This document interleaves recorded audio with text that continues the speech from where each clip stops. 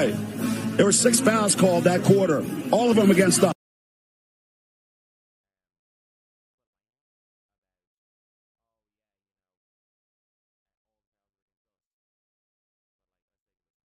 Speaking to the refs about it, what message did you try to convey? Right. Of course, I was muted. Sorry. I was basically just saying Gino is complaining about the refs, saying, oh, you know, the refs got it wrong splitting the jersey. I was like, let's take a listen to what he keeps saying.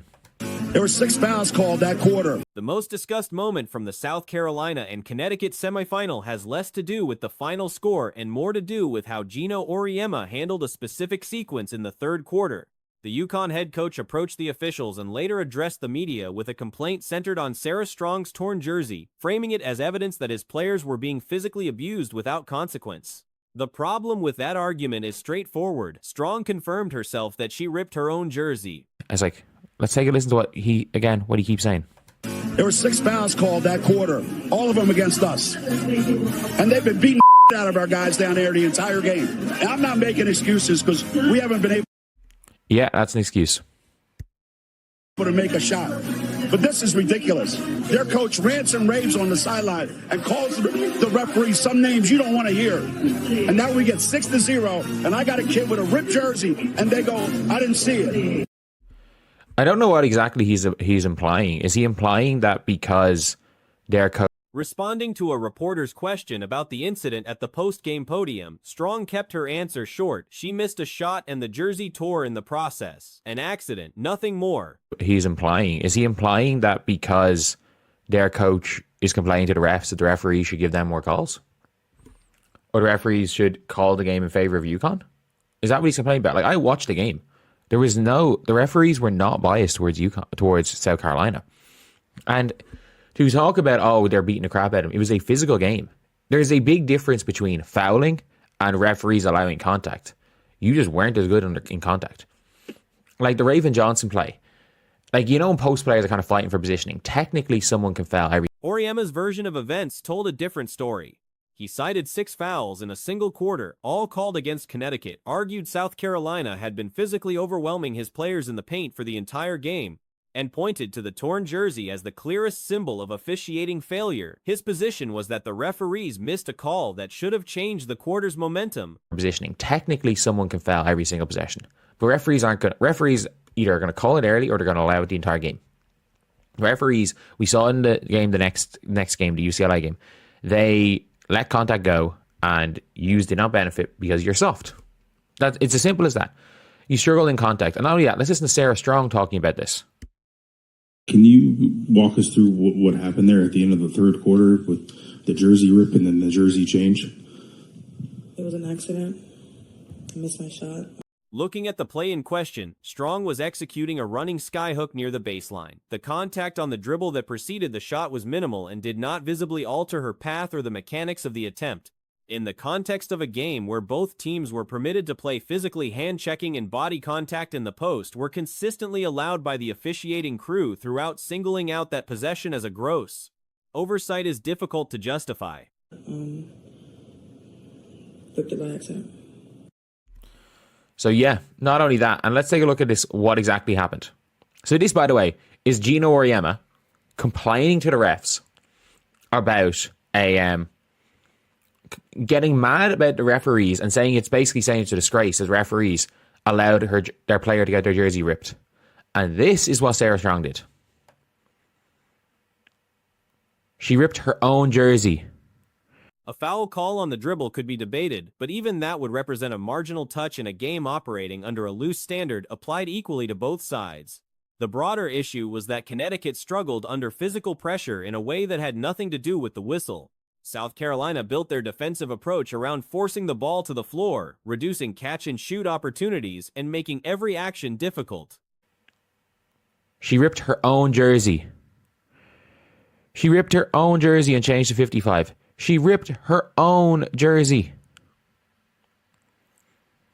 Like, it's as simple as that. She ripped her own jersey. She was obviously frustrated, bad quality jerseys. But he actually went and complained to the refs to try get a change in calls, to try get the game changed, and complain to the media about a player having their jersey ripped when she ripped her own jersey. This isn't even a foul. I'm sorry, this isn't even a foul. This is a running skyhook. The Huskies did not adapt effectively to that pressure. In the following game on the same court, similar contact levels were present, and neither team benefited from extra leniency, suggesting the standard was consistent rather than targeted. What made Auriemma's complaint particularly notable was that his public-facing version directly contradicted what his own players said on record. This is a running skyhook. This is a running skyhook. Like, yes, you might be able to pause and be like, yeah, that's a foul. I'm sorry. Okay. Do you want an end line play? Because there were 0 fouls. Do you want a 0.4 seconds to go end line play? No, he would have been complaining that it was a shooting foul. It wasn't. Okay, the foul's here. That's long before she picks up a dribble. There is no contact there on either step, and she shoots a running skyhook. That is not a foul. Strong did not describe being fouled. She described making a mistake.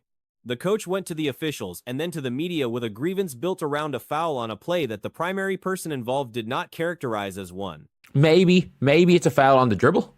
Maybe it is a foul on the dribble. And if it's a foul on the dribble, okay. Okay, cool. I'll give you that. But that's not what Gino's complaining about. He wanted 2 shots. Well, that is a foul. My opinion don't count. Click on the video where the foul is. Yeah, it might be a foul on the dribble. On the dribble. Okay, cool. Okay, cool. It's on the dribble. But, like, if you watch it in real time and not slow motion, there is such minimal... That gap between the player's account and the coach's framing is what elevated the moment from a routine officiating dispute into something more widely criticized. The physical nature of the game was not a controversial observation. It was obvious to anyone watching, but physicality alone does not establish foul calling failure. Your maturity and your discipline, a lot of people don't know. As a Michigan fan, people got introduced to you, I feel like, during your junior and senior year. But when y'all looking at her highlights, when she's pulling up from the logo, that was at Michigan. You pulled up for the logo 3 times against us. I was very mad at you. You're like a sophomore. Referees set a tone early and apply it throughout. When contact is permitted in a consistent pattern for both teams across 40 minutes, the expectation that it should suddenly be called for one team in a critical quarter because that team is losing ground is not a reasonable standard. It is a request for the game to be tilted, not corrected. You pulled up for the logo 3 times against us. I was very mad at you. You're like a sophomore. And how you helped change the game, not only collegiately, but professionally, but how disciplined you are, how responsible you are, how you love and respect your teammates, how you all about winning. Like, that's to be admired. So thank you very much. And so that's one clip there. That was Jalen Rose showing love to Caitlin Clark. And he actually explained she put up the handshake incident at the buzzer, the post-game exchange with Dawn Staley, the media complaints about officiating, and the Jersey narrative together formed a sequence that drew significant negative attention toward one of the sport's most decorated programs. The underlying loss to a South Carolina team that executed precisely the disciplined, physical game plan it set out to play was ultimately overshadowed by the manner in which Connecticut's sideline responded to it. Caitlin Clark made a surprise appearance at the NCAA Final Four Fan Fest, joining NBA veteran Jalen Rose, Darren Peterson, and host Lily for a panel discussion that has since generated significant attention across social media. Showing love to Caitlin Clark, and he actually explained she put up the logo on his squad, bruh. Now, this is Caitlin Clark talking here. There is another footage. I think growing up, I had a lot of really good coaches.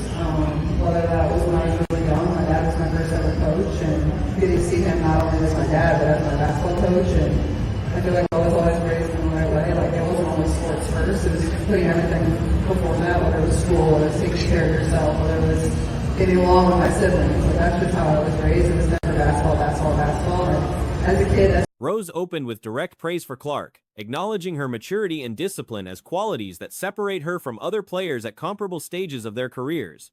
As a self-described Michigan supporter, Rose noted that many fans were first introduced to Clark during her junior and senior seasons, though her highlight footage reveals a player who was already pulling up from well beyond the three-point arc against Big Ten opposition as a sophomore, a detail Rose admitted left him genuinely frustrated from a fan perspective. At the time, his overall message centered on the rarity of a competitor who combines elite performance with a genuine commitment to the people around her. That's just how I was raised. It was never basketball, basketball, basketball. And as a kid, that's probably what you want it to be. It's just be sports all the time. That's certainly what I wanted, but it was everything else, and I think that's helped me a lot. I'm a professional athlete. You realize, like, this isn't everything to you. Right? It's what you get to do, and it helps you make a living, but it's not your all. And I think, like, as I moved into college, my college coach, Coach Woodard, is going to be in the Hall of Fame one day. She's a tremendous coach, but I get asked this a lot, and I say this, like, like mentors, but I also feel like I have a lot of really, really good teammates that I was able to learn from, and maybe you don't always, like, look at a teammate. Clark spoke about the foundation laid during her upbringing, crediting her father as her first coach and describing a household where athletics occupied one space among many rather than functioning as the dominant priority. School, personal wellness, and relationships with siblings were treated as equally important. She reflected that this balance, which may have felt limiting as a child who simply wanted to play sports constantly, has proven to be a significant advantage in professional life. And maybe you don't always, like, look at a teammate as somebody that's like a mentor, but for me, I feel like I did. Like, I had great captains on teams that I was on, whether it was like first time in the league or whether when I was the first one up at Iowa. So I feel like I've had a lot of tremendous teammates that have helped me kind of flourish and kind of learn the game and learn each other and build different relationships. I'd say that. And I appreciate that because a lot of people don't recognize and appreciate your ability. But before you can lead, you have to learn to follow. And I watched you do that. The ability to place a career in its proper context as something meaningful and sustaining rather than an all-consuming identity is something she attributes directly to how she was raised. On the subject of mentorship, Clark pointed to her college coach, Lisa Bluter, as a future Hall of Fame figure, but she also pushed back gently on the conventional framing of mentorship as something that flows exclusively from coaches. Teammates, she argued, serve as underappreciated developmental influences. Before you can lead, you have to learn to follow. And I watched you do that. And that's why you acknowledge your captains, you acknowledge your coaches, because you understood that